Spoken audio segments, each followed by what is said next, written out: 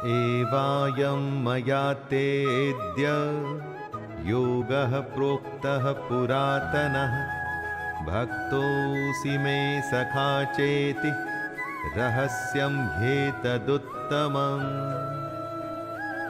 खजाने को खुले में नहीं रखा जाता, उसी तरह से रहस्य भी खुल के सामने नहीं आता, धीरे धीरे आता है। कृष्ण अर्जुन से कहते हैं, तू मेरा भक्त और प्रिय सखा है, इसलिए वही ये पुरातन योग आज मैंने तुझसे कहा है, क्योंकि ये बड़ा ही उत्तम रहस्य है, अर्थात गुप्त रखने योग्य विषय है। अर्जुन कृष्ण का भक्त भी है और मित्र भी, इसीलिए कृष्ण उसे ये सदियों पुराना योग बता रहे हैं, सिखा रहे हैं और ये भी कह रहे हैं कि वैसे तो ये गुप्त रखने की बात है, लेकिन वो अपना सब कुछ अर्जुन को बता रहे हैं। यहां पर गुप्त रखने से मतलब है कि इतने बड़े ज्ञान का सम्मान हो, इसे सामान्य विद्या न समझा जाए। अर्जुन उवाच अपरं भवतो जन्म परं जन्म विवस्वतः कथमेतद्विजानीयाम् त्वमादौ प्रोक्तवानिति। अर्जुन एकदम हमारे जैसा ही मानव है, ह्यूमन।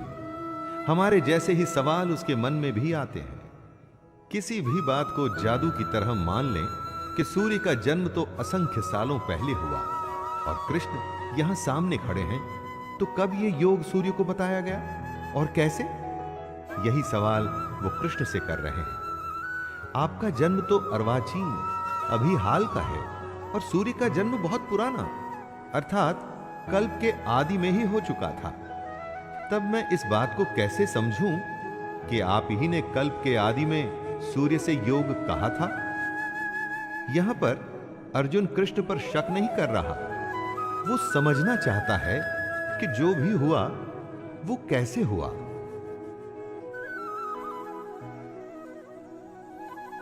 श्री भगवानुवाच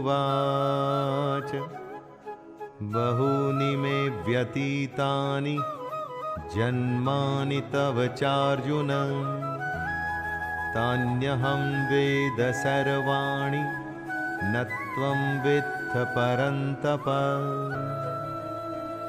दोस्तों, भक्त नहीं जानता, लेकिन भगवान सब जानता है। साधक मतलब कि साधना करने वाला ये नहीं जानता, लेकिन महापुरुष सब कुछ जानता है। जो आंखों से दिखता है वो तो सब जान सकते हैं, इसमें विशेष क्या हुआ, स्पेशल क्या है? जो अव्यक्त है यानी अनएक्सप्लेन्ड है, उसे सिर्फ ज्ञानी और महापुरुष ही जानते हैं। श्री भगवान बोले, हे परंतप अर्जुन, मेरे और तेरे बहुत से जन्म हो चुके हैं, उन सबको तू नहीं जानता, किंतु मैं जानता हूं। यही कृष्ण कह रहे हैं कि अर्जुन उनको साधारण जन्म लेने वाला, हमारे जैसे शरीर वाला ना समझे। दोस्तों, ये बात हमारे लिए भी आवश्यक है कि कृष्ण को हम कैसे और क्या समझें।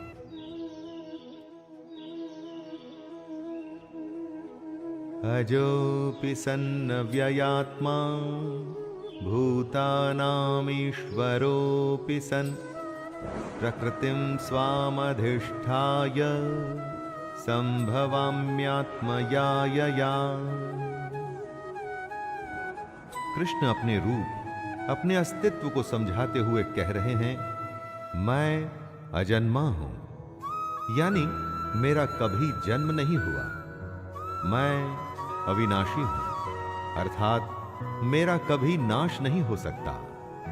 मैं समस्त प्राणियों का ईश्वर होते हुए भी अपनी प्रकृति को अधीन करके अपनी योग माया से प्रकट होता हूं। जिसका जन्म होता है उसकी मृत्यु निश्चित है।